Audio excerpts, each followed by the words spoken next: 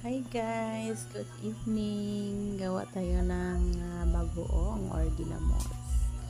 Na ako ay 5 ka baso nga bulinaw.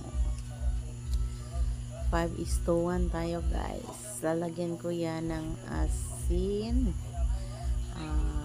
1 ka basong asin.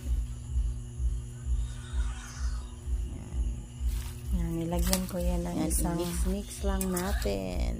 glass na asin. At saka yung isda ay asin at saka 5 glass at na bulinaw basong at saka isang glass na asin. Ganito ako gumawa ng ginamos o bagoong. Hanggang ma-mix yan. Malinis yung kamay ko ha. Masarap to.